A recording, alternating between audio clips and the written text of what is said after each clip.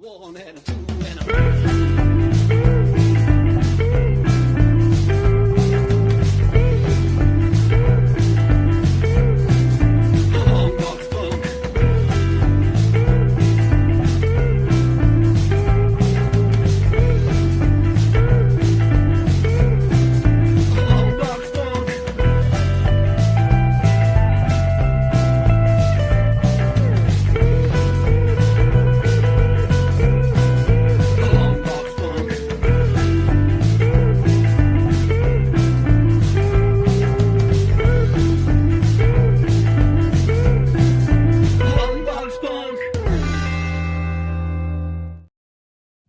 Well, happy Sunday. Happy first kickoff of the NFL to those of you that celebrate that too. I'm Chris, I'm the Punk, and welcome to a brand new live stream of the Long Box Punk. That's where you have found yourself. This channel is all about celebrating indie comic creators and people that are doing the DIY thing out there in real life and creating art.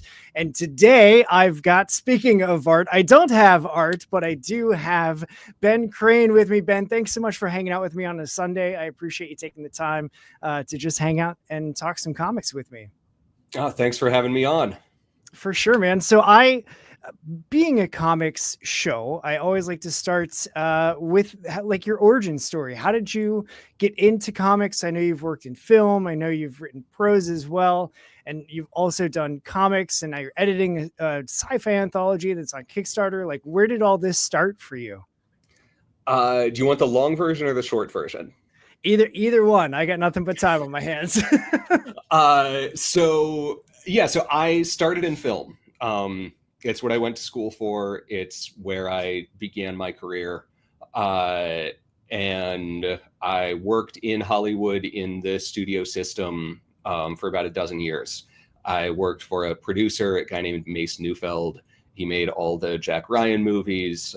He made all the Equalizer movies.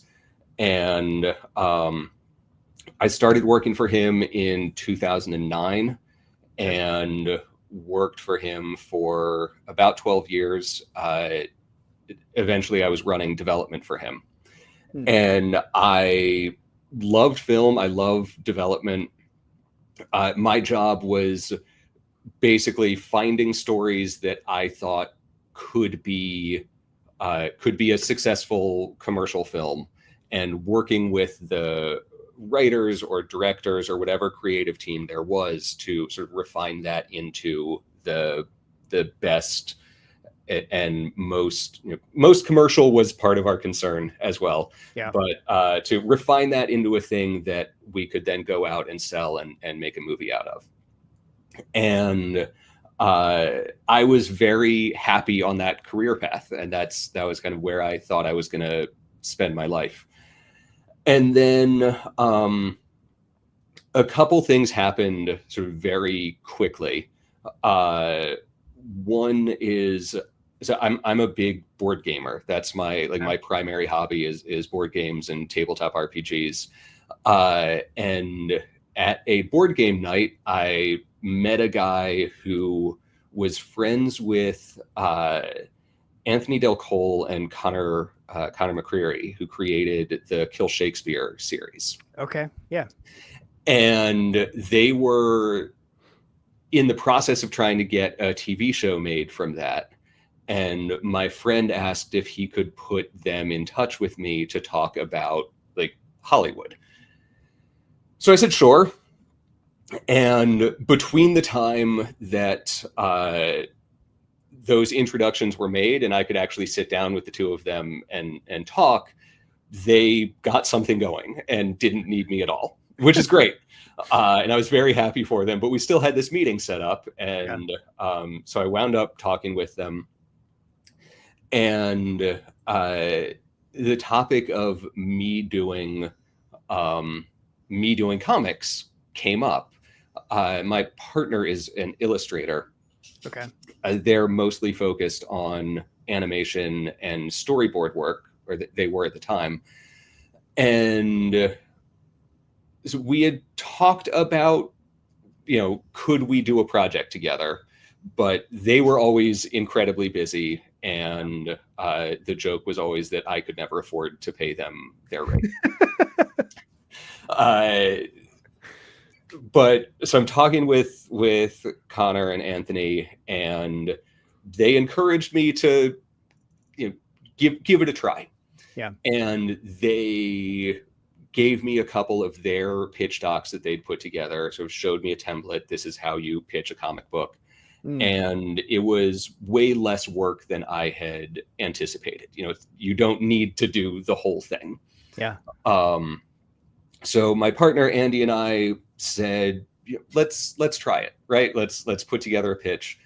We put together a pitch, and at that time, crime is the genre that I knew the most about. It's I still work in crime fiction, but we put together a pitch for a crime comic, and went out with that. And the feedback we got was, "This is great. You guys are great. This is not something that we can do right now." Like every editor who we pitched to came back and said, unless your name is Ed Brubaker, then no one is going to buy your crime comic. Yeah. And my partner, Andy, their style is very influenced by late 90s and early aughts cartoons. And they have this very open, expressive style, which was just a mismatch with the story we were trying to tell. So we went back to the drawing board. We said, all right, given Andy's style and given the types of stories that I like to tell, what could we do that would be commercial, that would be a fit for both of us? Yeah. And what we came up with was a middle grade science fiction comic. And so we spent a while refining that. The other sort of happenstance event while we were working on that is I met Robert Kirkman's assistant at a film industry mixer. Kirkman's assistant on the film side. And he and I got along, and we were talking about comics, and he offered to pass my pitch along to Skybound. So of course I say, like, yes, please. We send it to Skybound. There's an editor at Skybound who really liked it. We worked with her for a while to refine it and get it into its best shape. Yeah. And she passed it up the ladder, and unfortunately it died there. We got rejected at the next level, which is fine. It happens all the time. Yeah. But we now had this pitch that a couple people had said, there's something here. So we put together what's our dream list of publishers where we think this could go. Yeah. And at the very top of that list was Top Shelf. Because they do middle grade stuff. Yeah. They have, they love that open cartoony style, and they're open to new creators. Yeah. Chris Staros over there has said he wants to devote a not insignificant percentage of his catalog to finding new voices. And so we sent the pitch to Top Shelf's like open public submission email, and I'm expecting in 6 months we'll get a form rejection, because that's how these things work. Yeah. The next morning we had an email from Chris saying, hey, let's get on the phone. No way. And that's how my first book got sold. That was it's over here. That's awesome. I mirrored. That was this one. That's Cosmic Cadets. And so that came out 2 years ago. We have the next book in that series coming out next year. And I just kind of fell in love with the comics creation process through that. Yeah. I was a latecomer to comics. I didn't really read comics as a kid. I started in college. I think it was the Civil War event that got me into comics for the first time, and I realized, I really like this medium. There's a lot of really cool stuff that you can do here. Yeah. And also superhero comics really aren't it for me. Yeah. But it turns out there's a lot of comics out there that aren't superhero comics. Yeah. And then the process of making comics, I love the collaborative nature of it. I love how whatever you wind up with is so much greater than any individual person's contribution. There is no feeling like getting art back from a script that you have absolutely no idea how the artist is going to make work. And then they give you something which not only does everything you hoped it would do, but a dozen more things. I really love comics, and I am so glad that I had this random meeting with a guy who was high school friends with these two dudes in Canada who needed someone to talk to about how you make a TV show. Yeah.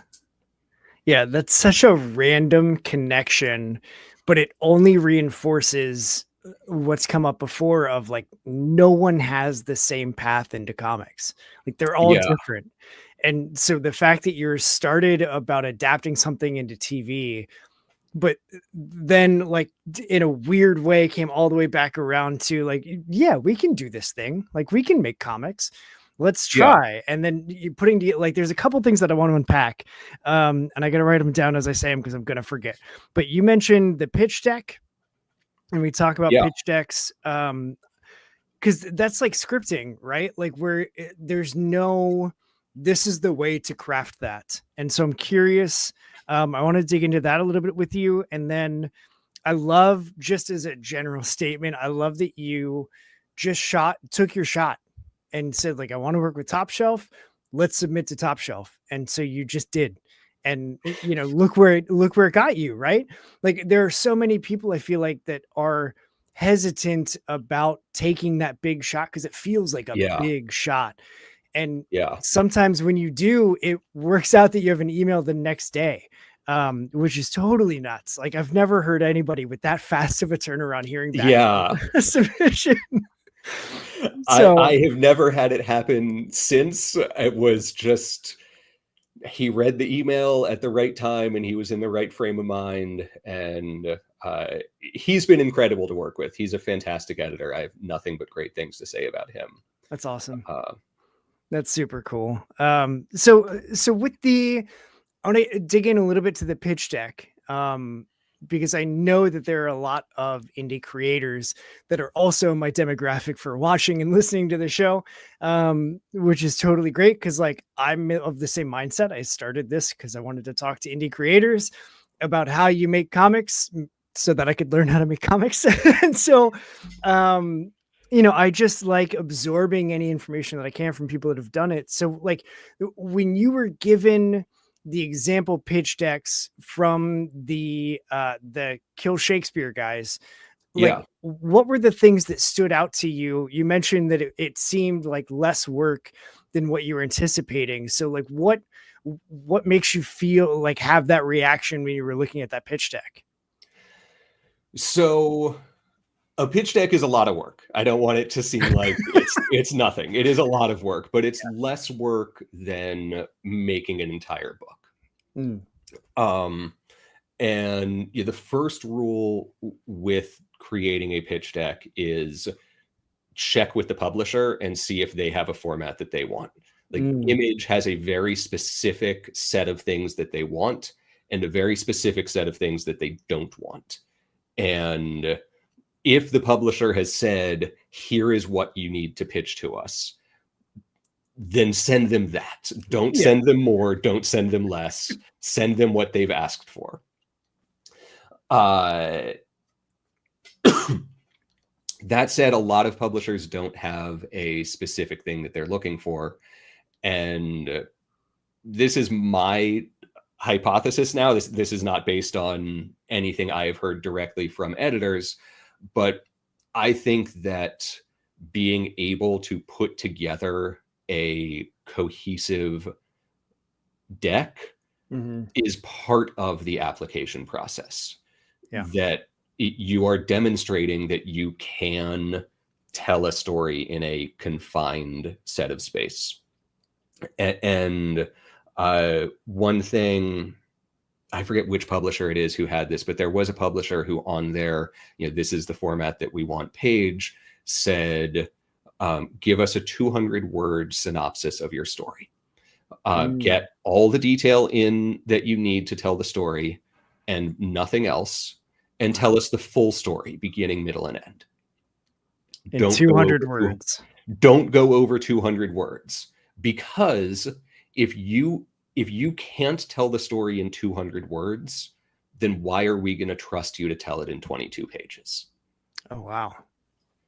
And it makes sense. Like, being able to boil the story down to its most important parts and tell it in an abbreviated fashion is an important demonstration of storytelling mastery. There's an old line that has been attributed to so many people across history, going as far back as Pliny the Elder in the like 600 BCE.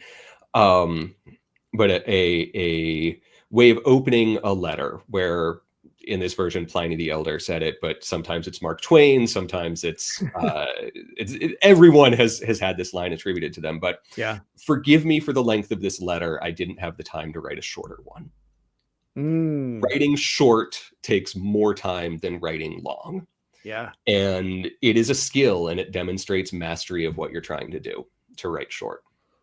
So give the publisher what they're asking for, and if they don't tell you what they want, don't take that as carte blanche to do whatever the hell you want. That doesn't mean you can send them an 80-page, here's all the lore of my 100-issue long ongoing thing. Here's an entire wiki with every character cross-referenced against everything else. If they don't tell you a page limit, that doesn't mean there's no page limit. And then I have a specific format for a pitch, which is adapted from different things that I've seen other writers and other creators formats, and it works for me. And so I always start making that. And then if a publisher says, we want this specific thing, then I can, cut it down and refine it into that. But my basic pitch format is I have a title page with art. It's really important to have a title page with art on your pitch, because that is you are selling the book to the editor right now, but in the end, you're going to be selling it to a reader, and the cover is how you do that. So you need a cover which will sell the book. So you have a cover page, and that's going to take time and money, unfortunately. And then I do a 1 to 2 sentence, less than an elevator pitch for the project, whatever it is. Just one sentence, here's the thing, a little bit more than a tagline. And here's the title, here's the creators. And here's what it is. Is this a 6-issue miniseries? Is this a original graphic novel? Is this an ongoing graphic novel series? Is this an ongoing floppy series? Put that right at the front so the editor knows what they're reading. And then a 1-page introduction to the world, why I want to tell this story, what the point of the story is. And I don't get into specifics at this point. This is what's the big picture. Why am I driven to tell this story, and why am I the person to tell it? And then I'll do a synopsis, which, depending on how involved the story is, will be 1 to 3 pages. And then character breakdowns for all the main characters, with two illustrations of the character and 2 paragraphs of the character. One which is, here's who they are, and one which is here's the journey they're going to go on. Okay. And then 5 to 8 pages of interior art, and then 5 to 8 pages of script. And usually I'll do different script pages than the interior art pages. The interior pages, you are showing what's the book going to look like. When someone opens it up and reads it, what are they going to see? And you're demonstrating that you can tell a story in the sequential comics format. And then the script pages, you're showing that you know how to write a script, that you can write something that an editor will be able to come in and look at and understand what's going on. If you are a single creator who does the writing and the illustration all yourself, then this is less important, because oftentimes with an editor, they'll be happy to let you just go straight to thumbnails. Yeah. But since I work with artists, I need to prove to an editor that they'll be able to understand what the whole book is just from my script. Yeah. And then I close with a restatement of why is the book important? Why does it need to exist? And why am I the right person to tell this story? And then bios for the creators. And that's my format. And I wind up with a document which is about 30 or so pages. And it's big, it's hefty. I usually won't send that whole thing to anyone because it's a lot to ask one person to read. Yeah. But I will look at the submission guidelines. If I know an editor there who I can reach out to, then I'll reach out and say, hey, what are you guys actually looking for?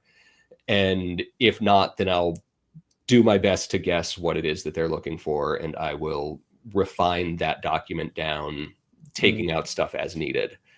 But because I've started with this very robust thing that has everything I could need, then I can pick out just what I actually need for this particular publisher and send it to them.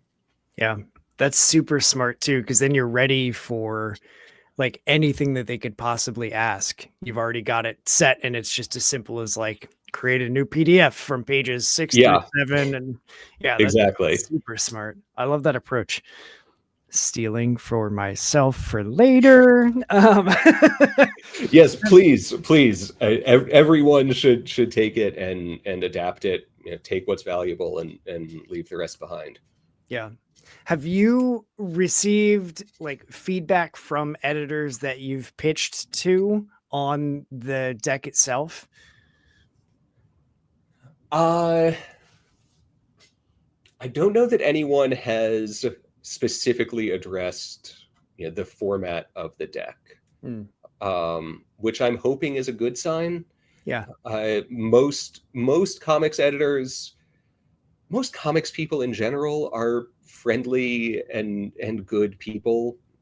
Everyone working in comics is in comics because we really have no choice but to be in comics. Yeah. None of us are getting rich doing this. Yeah. And we could be way more comfortable with way less effort somewhere else. Which makes it a very friendly and collaborative and helpful space to be. And my takeaway from that first pitch that we went out with, where the response was very specific, like, here's what's wrong, here's why this concept won't work, here's why the art is a bad match.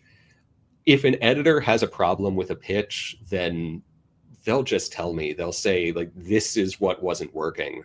And I've had editors say, this part of the pitch wasn't working. If you fix that, then you're welcome to come back. So if an editor had a problem with my format, I assume someone at some point would have said, hey, you're doing this thing wrong. Please fix this. Yeah. So is it like when you were building the first deck to pitch with, were you drawing from other creators' decks that you had seen, or were you utilizing like some of the film experience that you had of looking for something that was going to be commercialized? Like, were you drawing from that of like, if I'm trying to sell a thing that they are going to turn around and sell, but that I'm creating, like they need to probably have an idea of A, B, C, D, whatever. Like, Yeah. where did that knowledge come from for putting that first deck together and coming up with that format? It was all of those things.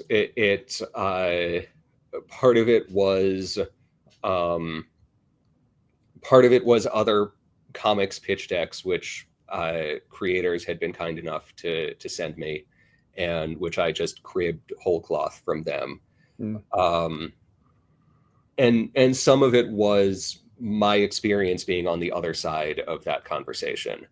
I had seen the things that really worked on me and the things that got me excited about a project, and the things which really didn't.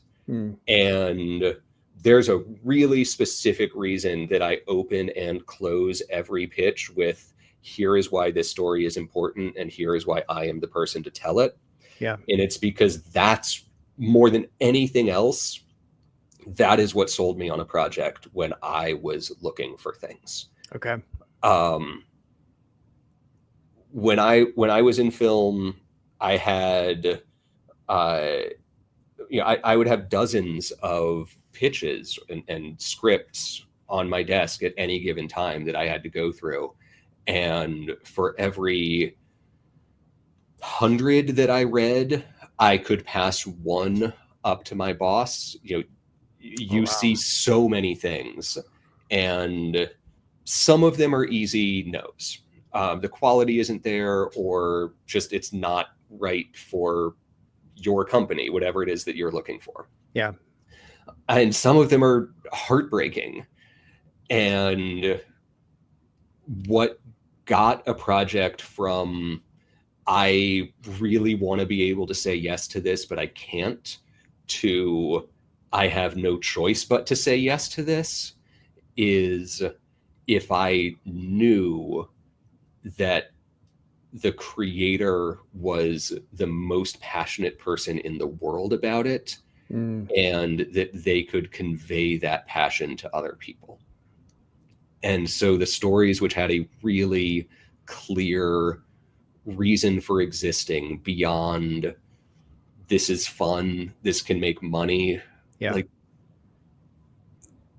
even empty popcorn movies, someone really, really cares about that story.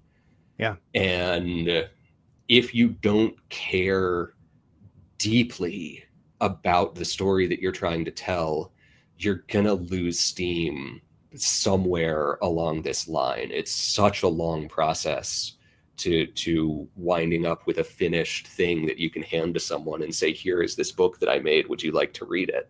Yeah. If you're not desperately passionate about it, then you're not going to make it to the end.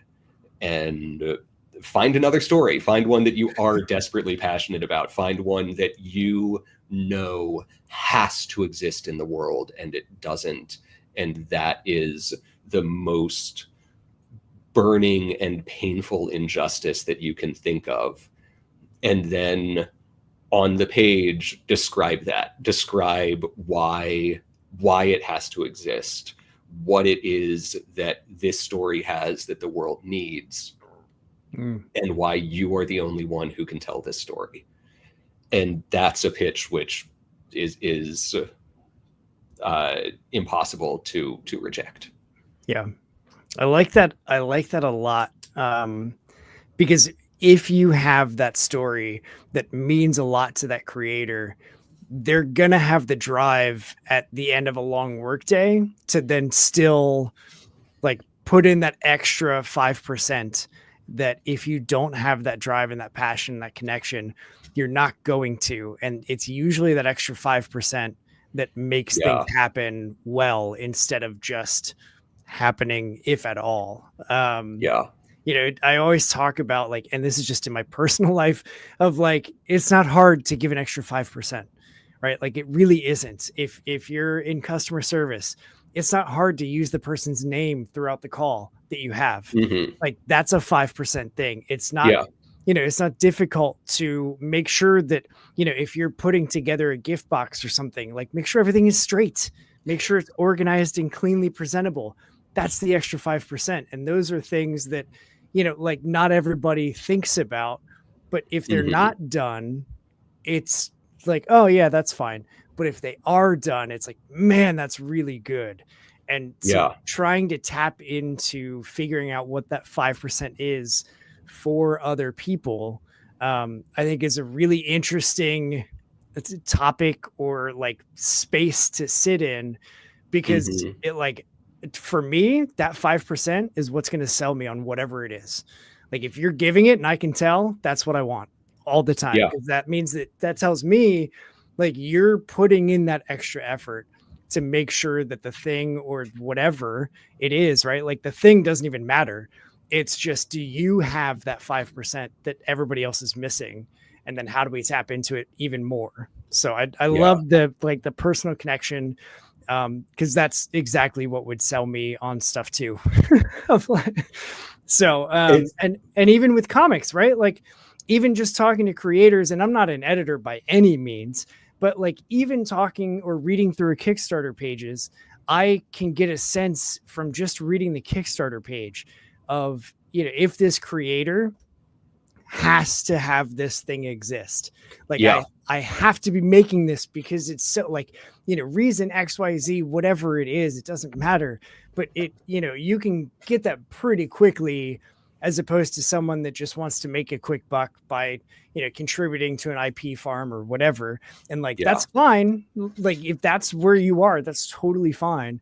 Because creators should be paid not just a quick buck, but more bucks than creators are paid. Yes. But like, the stories that have the heart and have that 5%, those are the ones that I'm more frequently going to back, because I know I can tell in the Kickstarter page, or I can tell by talking to them or seeing what they're posting on social media. Like, no, they're all in on this thing and they're betting on themselves and they're putting everything they've got into it. I need to Yeah. see why, right? Like I want to find Yeah. out why. And so that's what hooks me. And I love hearing that, like, that's what you try and include, because I've never thought of putting that on a page for a pitch deck before. So thank you for giving me that. Oh yeah. Because now I'm even thinking through like, okay, well, I'm going to chew on this all night, I know, but going through the stories that I've had and blurbs and whatever that I've written down, because I have an ongoing Google Doc of just things that go into my brain, and I'm like, I have to write that down so that I don't forget it. And then I think we all have that document. Yeah. But going back and really looking at which ones are the ones that which are the scripts that I keep coming back to, which are the stories that I keep wanting to chew on and wanting to work through and wanting to figure out and nail down and all those things. And then, maybe refine that again, and then maybe set goals for myself to, let's actually flesh out this story. Let's get this thing legs and then see what can happen. Cause you never, like shooting your shot with Top Shelf, you never know what can happen. Yeah. With something. So Yeah. I like that a lot. See, these are the reasons why I like going deep into stuff like pitch decks, because that's a great just insight. You mentioned Cosmic Cadets. I want to get there, Yes. but first, let's talk about the active Kickstarter, huh? Like, Yeah. 35 minutes in. Let's plug the thing. Yeah, let's get into Systemic. So you've got a first volume. It's 80 pages, 6 stories. You're the editor with Art, who is also a post-punk, but also you've written one of the stories as well. So did Art, working with his longtime collaborator, Dave Law. What's Systemic? Like, what's the premise? What's the theme? What can people expect? Yeah. So we have 7 stories, not 6. Okay. I think we added a 7th late to the game. Nice. So we have 7 stories. It is a science fiction anthology. The brief is stories of people who live at the point where systemic forces overlap and grind together. So governmental, social, economic, technological, systems that are impossibly larger than individual people, but under which we all exist and with which we all have to deal constantly. This book is about times and places where those systems come into conflict with each other and people get trapped between them. Okay. So we have a Kafka-esque body horror story about the commodification of human labor. We have a like space war, like Starship Troopers style, on the eve of a big battle, some soldiers talk about what's important and why they are here having this fight and what is worth dying for and what is worth fighting for. Yeah. We run the whole gamut of science fiction things. We have as much as you can cover the entire spectrum in 7 stories. Right. But everything is united by that combination of specific personal stories about individual people and larger forces operating on them. So if you like Black Mirror, if you like Twilight Zone, if you like the classic science fiction magazines from the 50s through the 70s, Weird Tales and Analog and Asimov and all these magazines where science fiction writers said, what if just this one thing? And then let's see what that means. That's what we're trying to draw on. That's what Systemic is. Okay. But comics rather than prose. Right. Yeah, I'm a huge sucker for those anthologies. Like both my parents were educators. My dad started as an English teacher and then moved into administration. But because he was an English teacher, I always had, like, I read Lord of the Flies for fun in 6th grade. Like, I just had, we had all of these books in my basement on this huge shelf of all these books that my dad had taught or planned on teaching. And some of them were Asimov, some of them were like the year's best sci-fi. And I was always drawn to the science fiction just because it was so otherworldly. It was so different than living in a suburb outside of Cincinnati in, the middle of the US, that it just, like, it always grabbed my attention.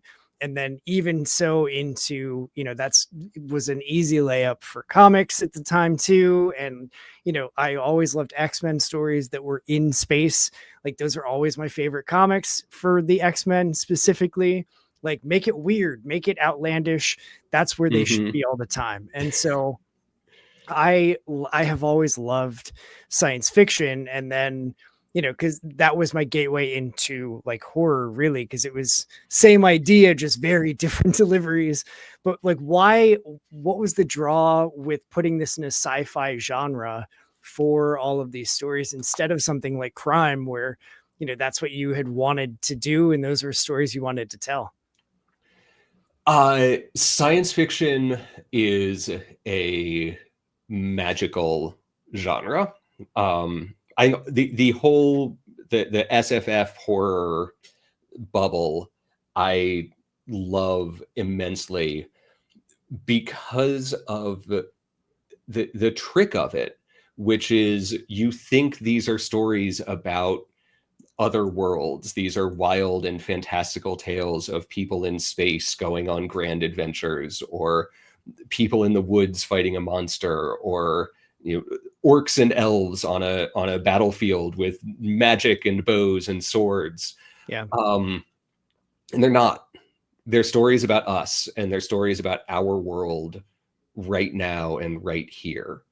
And by setting it somewhere else, as creators, we can pull off this sleight of hand where we sneak past the media literacy part of our audience's brains. And we can speak directly to the things that are important to us right now and important to our world right now. Yeah. You know, A Handmaid's Tale is not about a future America.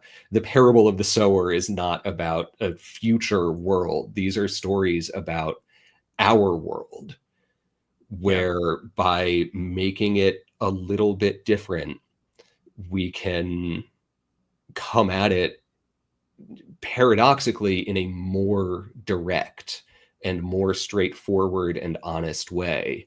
Yeah. And there's something really special about that. And if you were to try and write a story as directly metaphorical as science fiction is, and place it in a contemporary world and do it as contemporary fiction, then you would be immediately rejected. And anything that you wanted to say would be immediately blocked.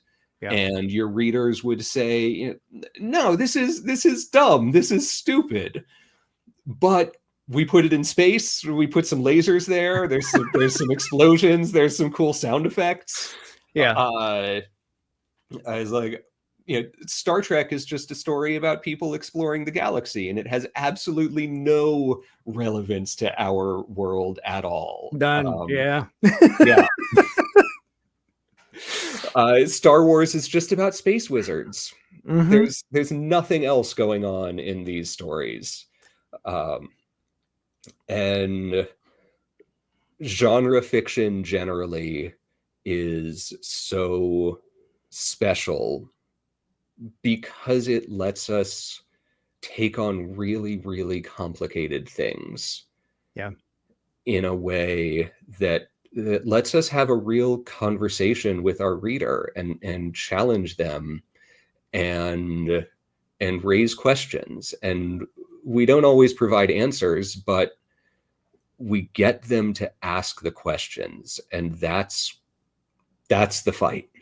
Like, we're not here to tell people how to live their lives, and we're not here to tell people what's important, but art should make you wonder about how you're living your life. It should make you wonder about what's important, and it should encourage you to find the answers to that for yourself. And genre fiction does that in a way that others don't.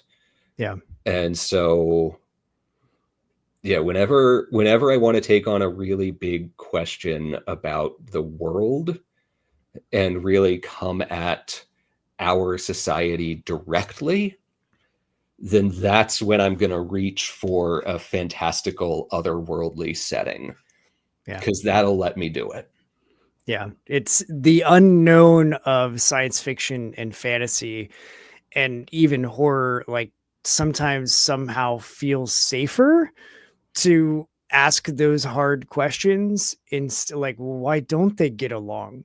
Like, why are they always at each other? Like, it's easy to see that that's silly, but if you were to take that same story and make it the modern contemporary thing, then it's like, we don't need more of that on that topic. Yeah. We've beaten it to death. But so, like, just by putting them in space and calling them different things, suddenly it's okay to ask the exact same question. Mm-hmm. And I do. I've only recently understood that that's happening all the time. Like, as a high schooler and into college and even after college, I'm a slow learner. It takes me a minute, but it took me a while to realize, like, oh, this is actually social commentary. This isn't just, like you said, people in space fighting each other. This isn't just, Kirk exploring a new world and, trying to seduce the green alien on this planet. Like, there's so much more to it that it, like, I don't know. It makes you, it lulls you in and entices you with the mystery of, ooh, it's in space. Yeah. And then you get there and you're like, oh, we're just talking about the same stuff that we were talking about, not in space. But it's, I mean, like Gary says, it's the camouflage of genre of just like you Mm. can hide super heavy and controversial topics in other, like in a genre, without having to specifically, say like this is a story about whatever. Yeah. You can do that, and it's acceptable, and it's okay, and it's fun and encouraged. But you're right, to get people just to ask the question. I love how freeing it is to say you don't have to give the answers, because a Hmm. lot of times, like, we don't have the answers. Right, like I don't have any answers, but Yeah. if I can just get someone to ask a question and maybe think about it, like even when I worked at a church for like 3 years, and there going in, there was the weight of like, oh, I have to save everybody, right? Like I have to bring everybody to the religion and make them like understand. And it was like, no, you don't. Like you can just be part of that person's story. And that applies Hmm. everywhere. I've never been argued into believing someone else's point of view. Like it's never happened. I can have Hmm. conversations that make me start to ask questions that might lead me on a path of seeing something from their perspective, or like changing how I think about something. But it's never because someone sat down and said, you need to think this way because this is the only way. That's never Yeah. happened, and it's never Yeah. going to. And yet, if you just have that probing mindset of like, well, why do you think that? Where does that come from? Or why do I think that? Like I go through that. I drive a lot. My commute is almost an hour one way to work. And so I have a lot of time, if I don't want to listen to an audiobook, to just listen to music and zone out. And that's what I end up thinking about, is like, why am I so set on whatever? And it's just like, I recognize that not everybody thinks that, and that's totally fine. I'm not saying that my brain's better. I just I I think a lot about what motivates people, what drives people, what motivates me, because I'm always thinking about like, well, why am I doing this? Because when the world is pulling you in so many different directions, if you don't know your why, you're going to lose your way. And I don't want to lose my way, and I want to stay true to whatever my purpose is, whatever that is. And Yeah. so I'm constantly trying to examine like what I'm doing, and that's through storytelling, that's through, where I spend my time, all that stuff. And this is a tangent that I don't know how we got here, but here we are, Ben. So we'll hard transition back to what's your story in what's your story in Systemic about, and like why was that the story for you to tell? So my story in Systemic is it's a con story, a swindle, not a convention, a scam, and it's about a con artist who uses a wheelchair, who lives in a world where medical technology has advanced to the point where basically any infirmity can be fixed Mm. if you can afford it. And if you can't, then it can't. And so the fact that they are in a wheelchair marks them as a lower member of society than someone who is able-bodied. And it renders them lesser in the eyes of this society, but it also renders them invisible to a certain extent, where the wealthy see them and immediately dismiss them because they are obviously not important. If they were important, then they would be able to afford to not need a chair. Yeah. And so they use this invisibility, they use this fact that they are dismissed by this wealthy society to scam the wealthy out of money and make a living for themselves. And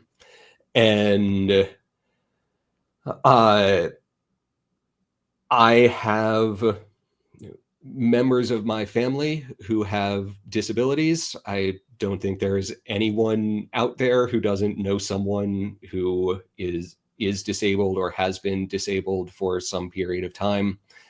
And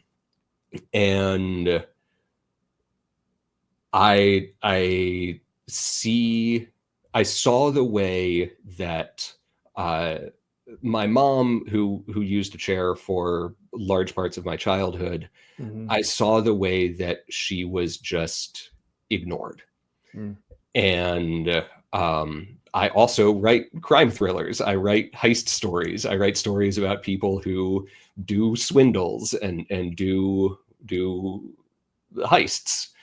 And being ignored is such a potent tool if you can turn it to your advantage. Yeah. And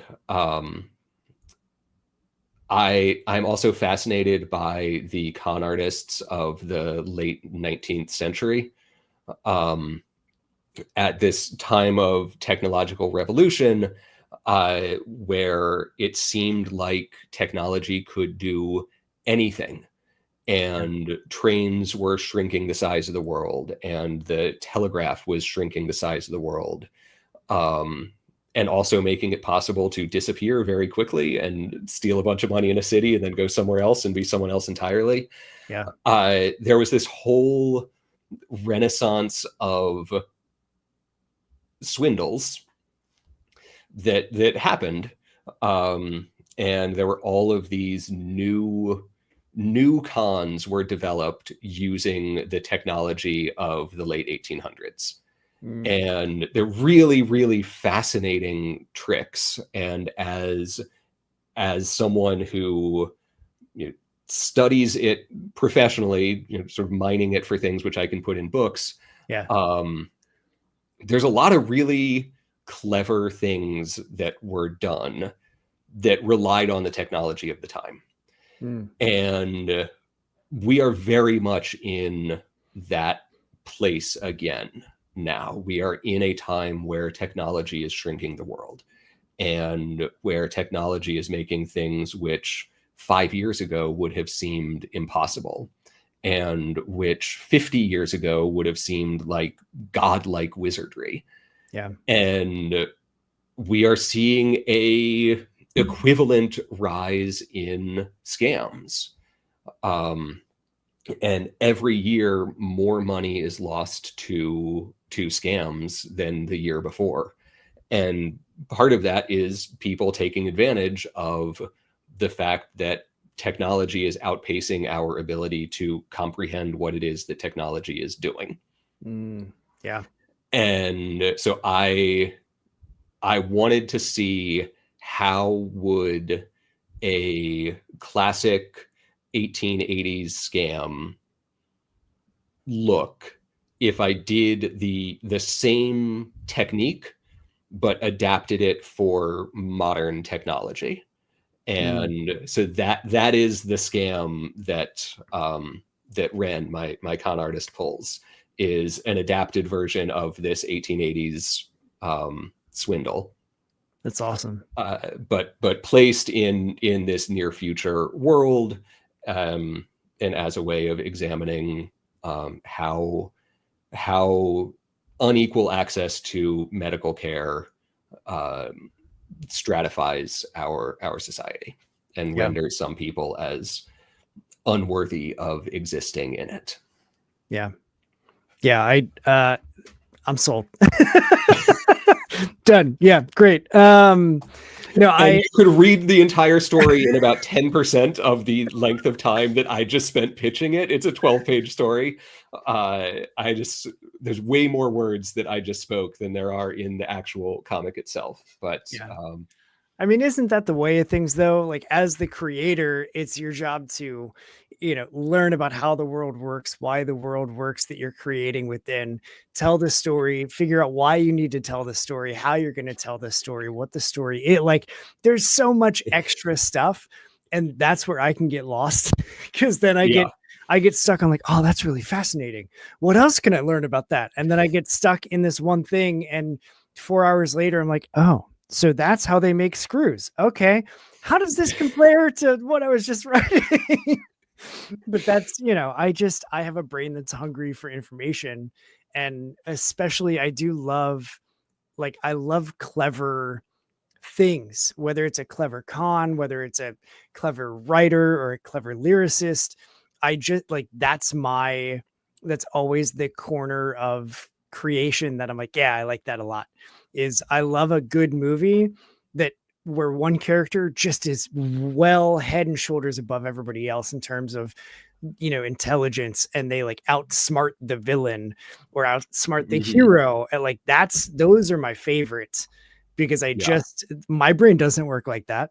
So seeing somebody else's brain work like that, I'm always like, that's so cool. Like, how did they figure that out? I love those stories. So I read on the Kickstarter though, that this is the start of like, it's going to be an ongoing anthology series. That's our hope. And that's the plan. We want to do more of these. I have loved working with Art, who's my co-creator on the project, and he's publishing the book through his Studio 12/7 banner. I very much want to make more books with him. And yeah, the idea is that we would put one of these out at whatever frequency we and the public can manage. Yeah. And that, like those science fiction magazines of yore, we would have a mix of standalone stories that have, you know, a one and done, here's a short comic, it tells a story, and then it's done, and serialized stories that tell a larger narrative over several episodes. So in this book, there are 7 stories in the book. Of those, 5 are one and dones. And Art's story is part 1 of a side story set in his California Inc. universe. Yeah. So if you have read California Inc. and enjoyed that, then this is some new insight into that world. But if you haven't, then it should all make sense. Like there's nothing here which relies on knowledge of those other books. I think that's so crucial. Yeah, it's just a side story which he's going to tell over several episodes, each of which should be satisfying on their own, but which together will tell this larger story. That's cool. And then mine, this con story, it is a complete story.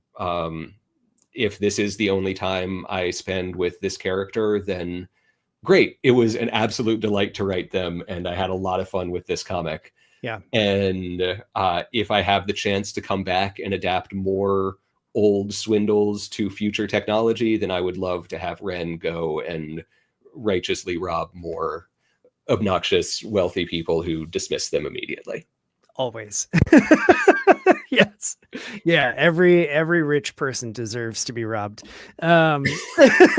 Except the ones who back our Kickstarter. Except them. Yeah. Angel investors are totally golden. Even just indie supporters of any means are great. And if you're one of those and you're watching or listening, the link to the Kickstarter is in the description. So you can go down, tap the expand details, and then tap the link. You're at the Kickstarter. You've got until September 25th to get in. It is, let me check.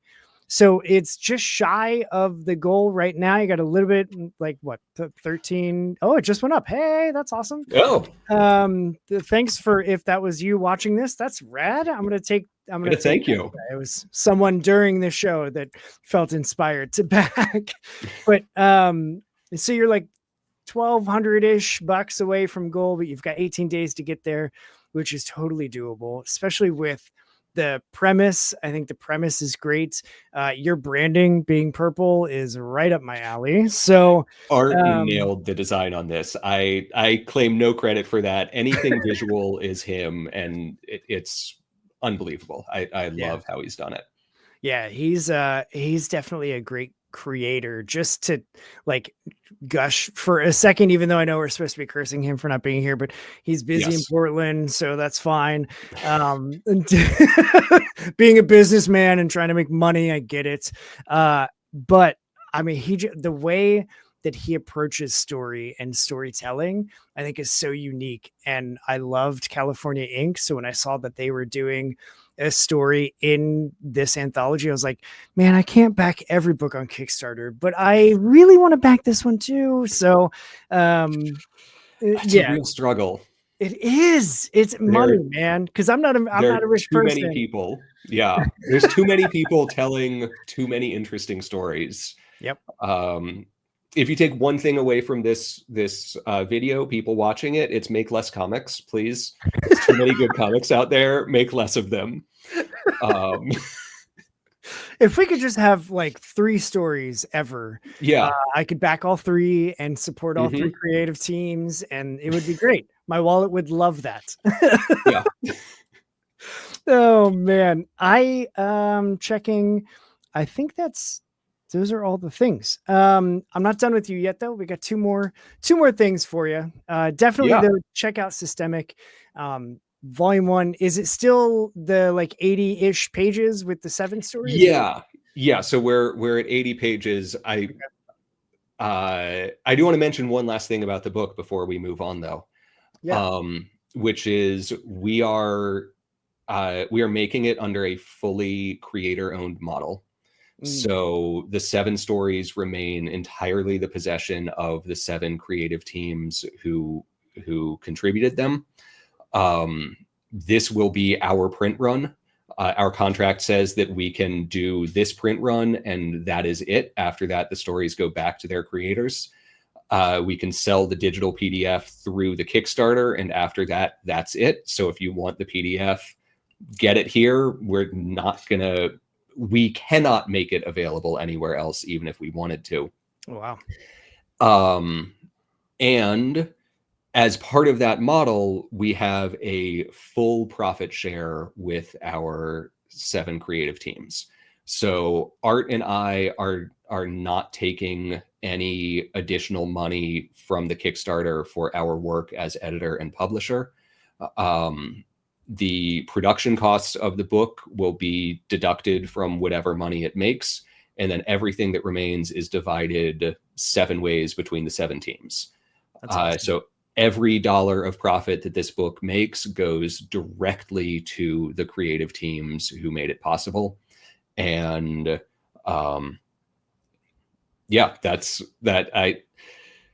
we wanted to make a book that envisions a better future, because ultimately that's what every story should be about, envisioning a better future. If you're not trying to move the world towards something better, then what are you doing? Yeah. But that better, more egalitarian future is baked into the very structure of this book. It is a fully equal partnership between the 7 creative teams. That's cool. And it goes along with the whole like be the change you want to see. Like if you want and agree that creators should all get paid equally for what they're creating, like way to put your actions behind or in front of what you're saying of like, yeah, it's creator owned. Like the money's going to them, it's theirs, they own it all. Like I didn't realize that it was a Kickstarter exclusive, basically like print run and digital run to get all of them collected. That's a fascinating approach that I'm definitely paying attention to. If you want a copy of this book and you don't get it from the Kickstarter, then the only way is to track down one of us at a convention and hope that we still have creator copies left. That's cool. I like it. I mean, it also is like that supply and demand, like by making it exclusive to the campaign, you're also then driving up the demand of like, what you can't wait. Like you literally can't, because if you do, you're going to miss it. That's a little more mercenary than our intentions. We weren't doing it purely just to create FOMO. I think that there is something interesting about ephemeral art, and it's why live theater is so fascinating to me. Yeah, this performance exists and it is beautiful and wonderful and unique, and then it is over. And you can see another performance of it. If there is another performance, you can see other actors presenting their interpretation of these characters and other directors presenting their interpretation of this work. But that performance is that performance, and no other that performance will ever exist anywhere ever in the world. Yeah. And comics, no, it's a physical artifact. It exists in the world, obviously, as an immutable thing. But we have a little bit of that ephemeral nature, a little bit of that old underground zine culture where like the book is here, and if you want it, then great. And then tomorrow it's not going to be there anymore. Yeah.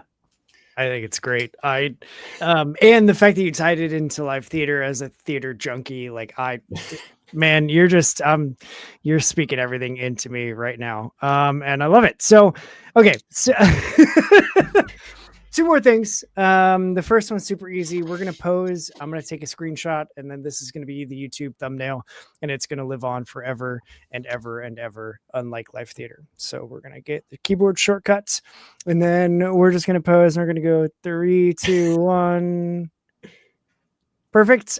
That makes my life so simple to just save this. I used to have to hunt and peck through the whole video to find when both of us are still and smiling and not like half blinking, you know. Do you want me to do the angry YouTube thumbnail face? I'm like reacting to something. We can put a little angry. Just get a Mr. Beast in there somewhere. We're really mad at Mr. Beast for doing something.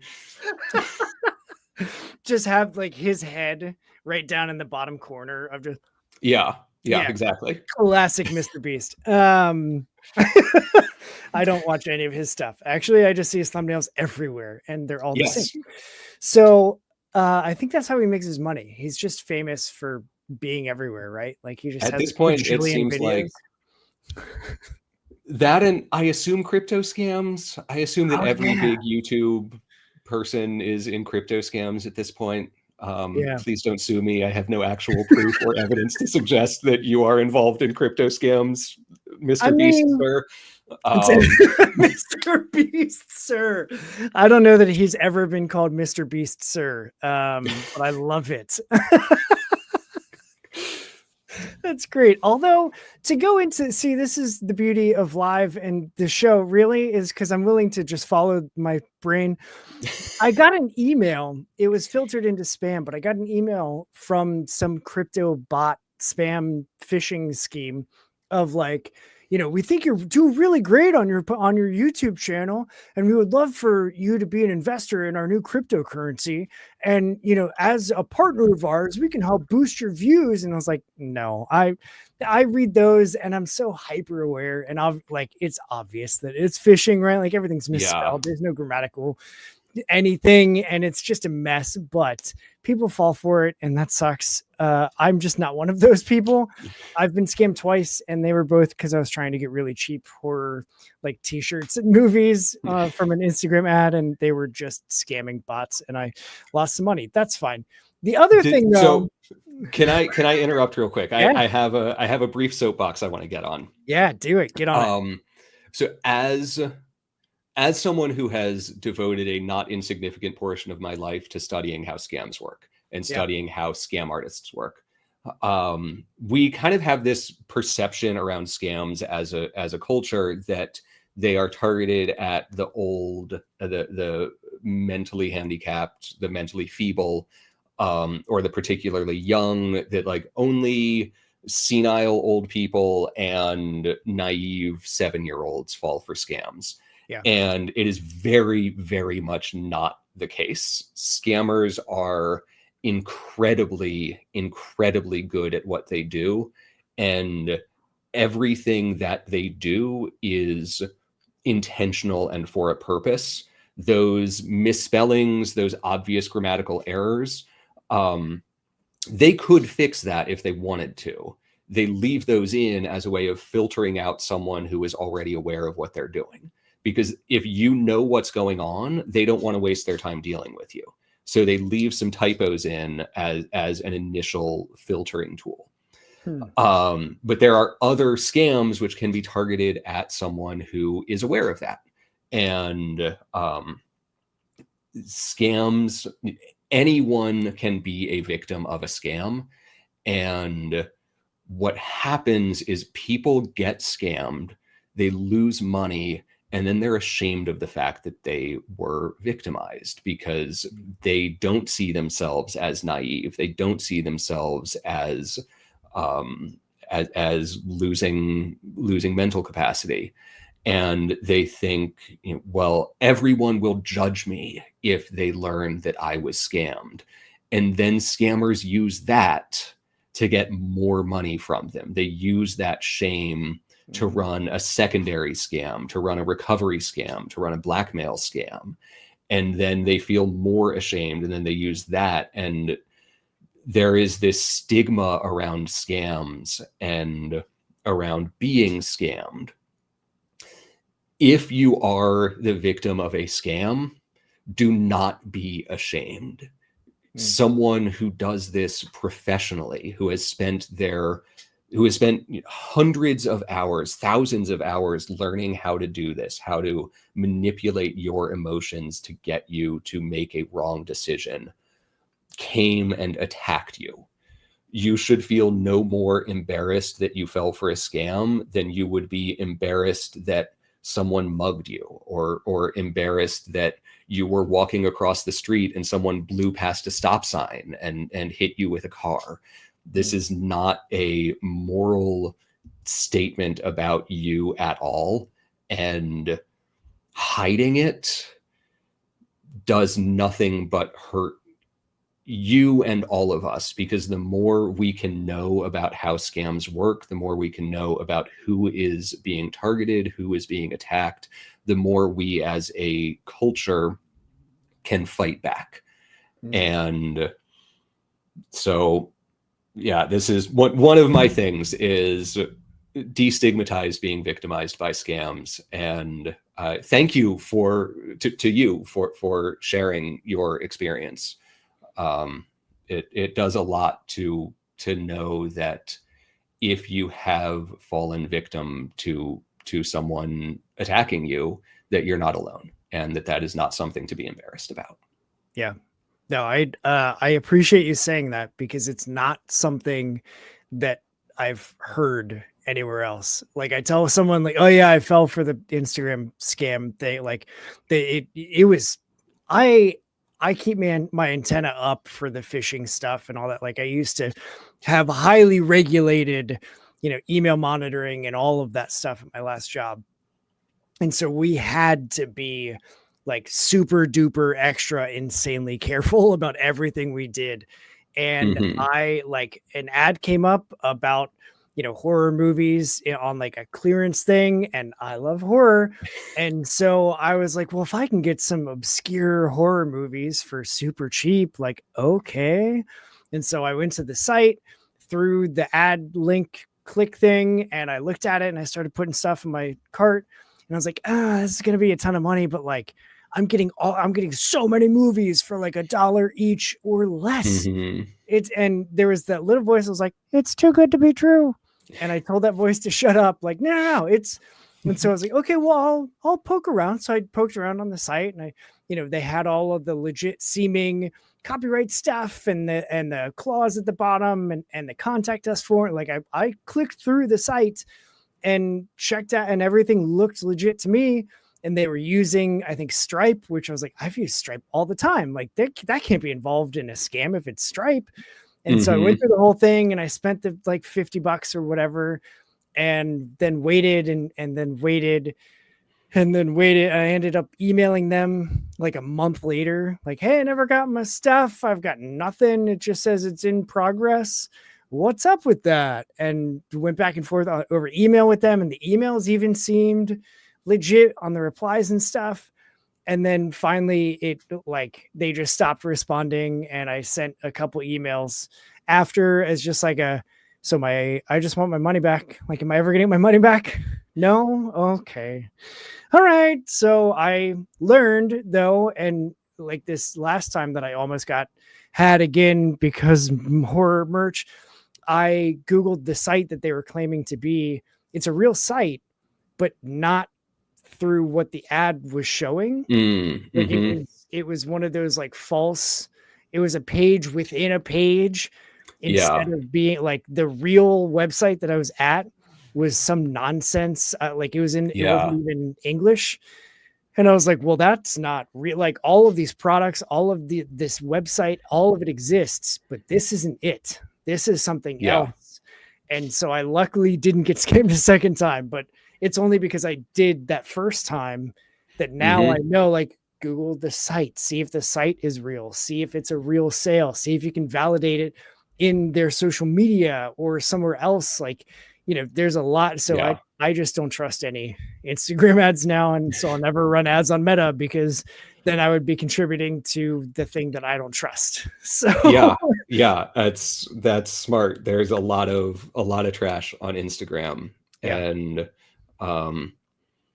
so like the fact that the site was well put together, the fact that it looked legitimate, in contrast to those typos and those misspellings and those grammatical errors that you're used to, you have been trained to associate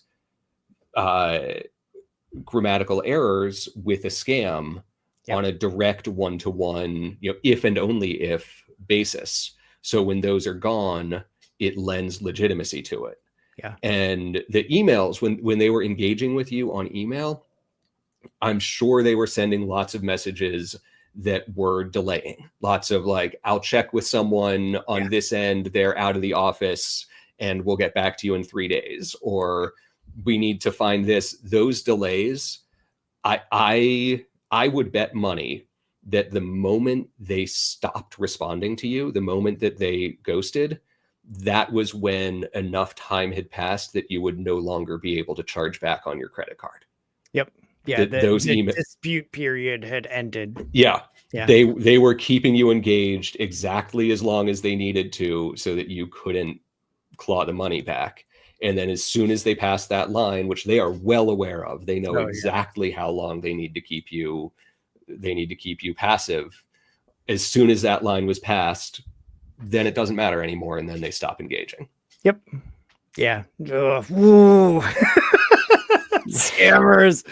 So that was a fun informational session. The more you know, as they used to say, with the little star and things. But the last actual thing that I wanted to talk to you about that I had planned was the thing that I warned you about before we started going live. It was, I love doing this show and talking to creators because every creator has a different experience. They come with different perspectives, different just, you know, ways that they see and experience the world. And yet we all have this through line and similarity of we love comics and the medium and the stories that we get to tell. And so part of that is I just like to provide some space to every creator that comes on to share whatever message they want to hear. It could be a sales pitch of like, hey, go check out the Kickstarter because you're running out of time and we still need to hit our minimum funding goal. It could be something about like, hey, if you're a scammer, I hope you choke on a rusty nail and give me my $50 back. Whatever.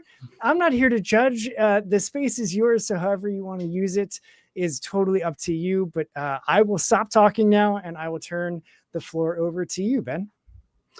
So I will plug the Kickstarter. I kind of have to do that. It's systemic. It's on Kickstarter now. We are running through September 25th. If it sounds at all interesting, then go there and check out the page. We have blurbs and preview pages for all 7 of the stories. In addition to mine and Art's, we have a story from Eisner-nominated writer Norm Harper, a story from GLAAD award-winning cartoonist Richard Fairgray. We have a story from Stephanie Williams, who seems to be writing every single comic book in existence right now. We have one from Simon Burks, who created Antarctica for Top Cow and has a million indie comics to his name. And then we have a manga body horror from Chris Hill and Adam Douglas, who created the Rapture Burgers manga. Really great teams. There's a wide variety of stories there. I'm very excited about it. Please go check it out. And you have given me a space, and so I am going to say the thing which is most important and most relevant to me in my life right now, which is I live in Los Angeles. The city has been on the news in the US at least a lot over the last 4 months. I don't know how much what's going on here has penetrated the larger global news world. But in the US, there's been a lot of focus on Los Angeles. And there are two things about what's going on in LA that I want people to know from someone who lives here, who's been here through the whole thing. The first is that all of the pictures you see of violence, the pictures of the burning cars, the pictures of people throwing bottles, throwing rocks, all of those took place on 3 city blocks. There was about 200 yards of asphalt in downtown Los Angeles that got violent on one night 3 months ago as a result of direct police provocation. That is the extent of violence that this city has seen.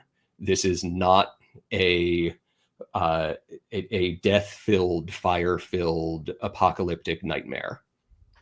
I look out my window and the sun is shining and life continues and I can go to the grocery store and get food. That said, there's not a single person in this city who doesn't know someone who has disappeared.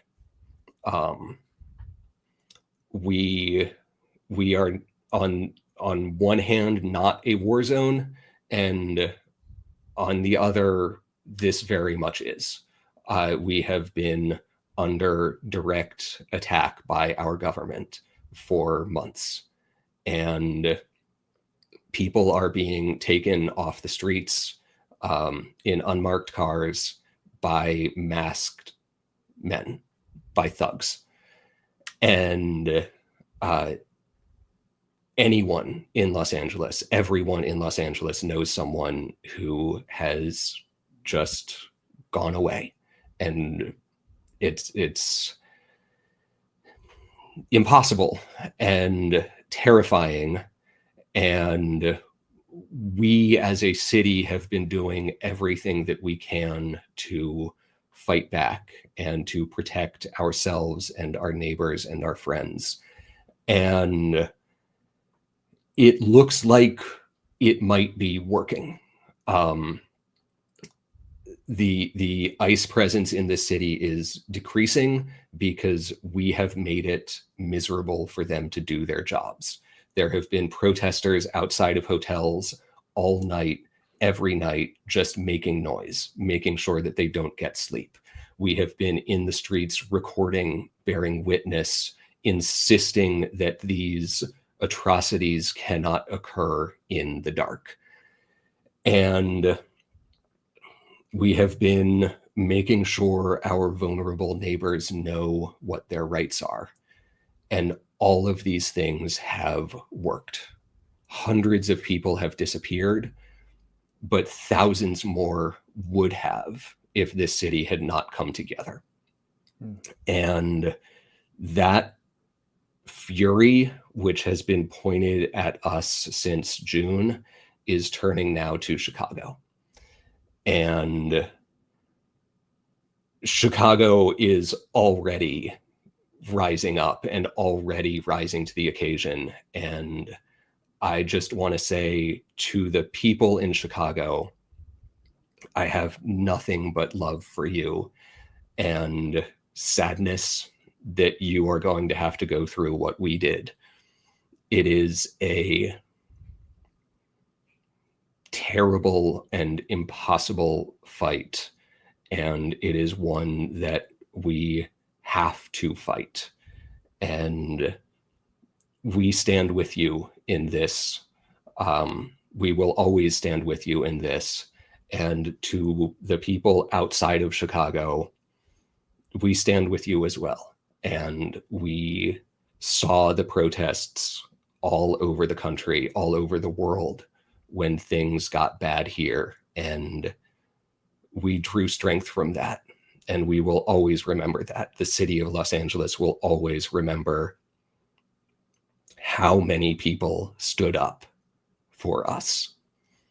And as much as you can, continue to stand, continue to take care of each other, continue to take care of yourselves.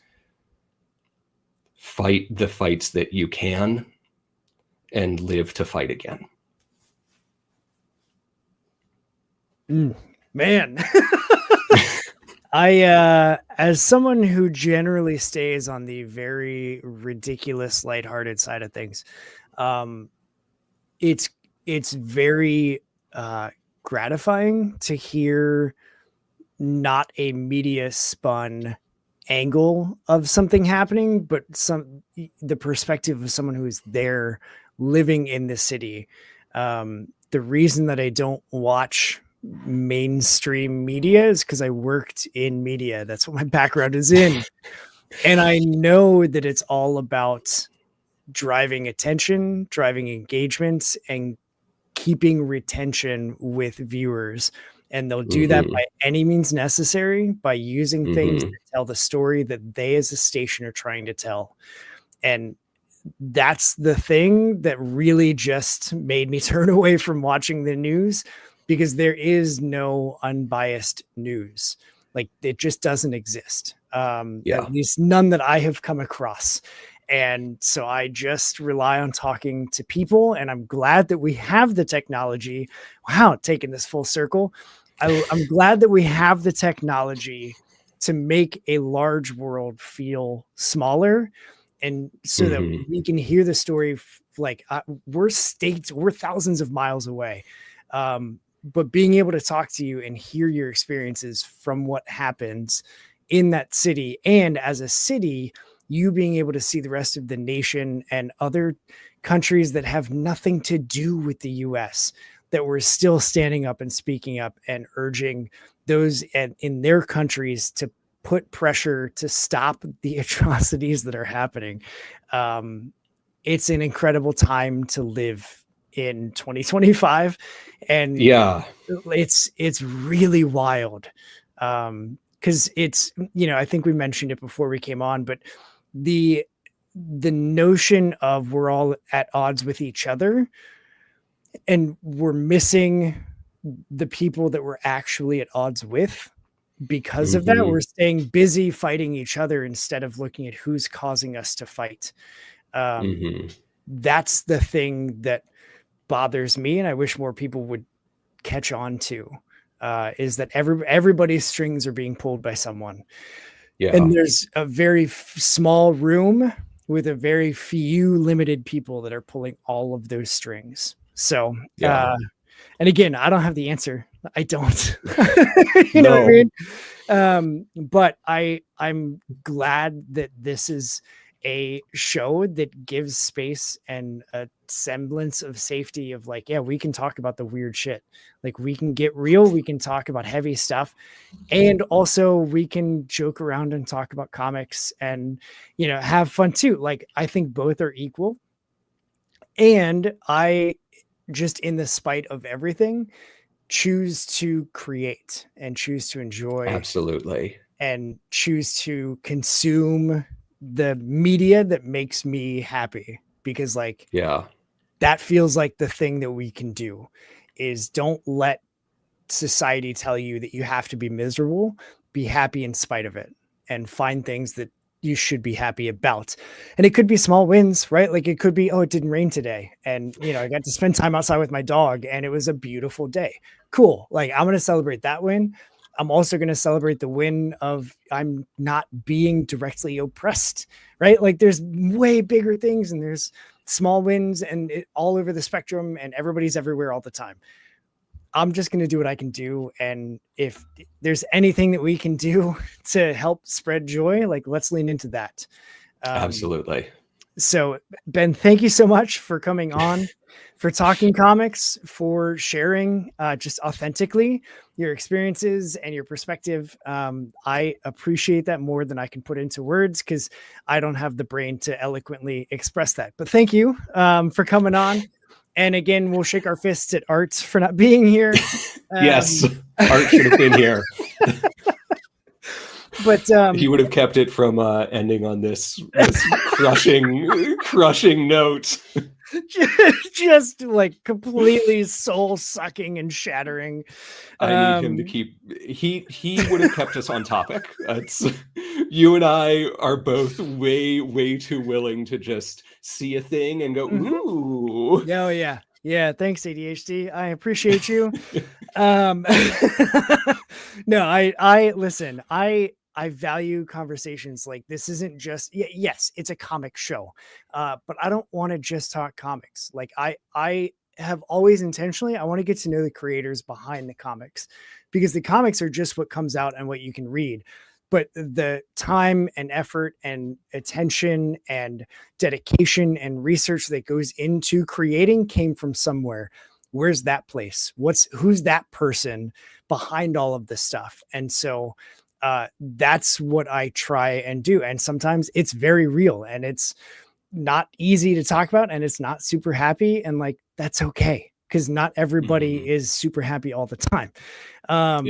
So like, no, I would rather be authentic and let people share stuff that kind of sucks. But it's real, than be like, no, this is a comic show. So we're going to be comics and happy. And that's it. Like, that's not at all anything I ever want to be. So, your story is definitely welcome. And I'm glad that you shared it because again, like it just leans into the, like the whole going against what we're told to be. Oh, everything has to be happy or something's wrong with you. No, we're allowed to have things that are hard and challenging, and we can show encouragement to those that might be going through it too. Like empathy is where magic happens. So like, let's stop being black and white and lean into the gray in the middle. And just be positive, like, let's just spread what joy we can, where we can, when we can, because that's what we should be trying to find in a world that you turn on the news and everything is awful and everything is burning. It's not, it really isn't. So find joy where you can, celebrate the small wins. And what's a good podcast without a good tagline? Go do what's good for you, punks, and read some indie comics because they are good for you too. Until next time, we're out of here.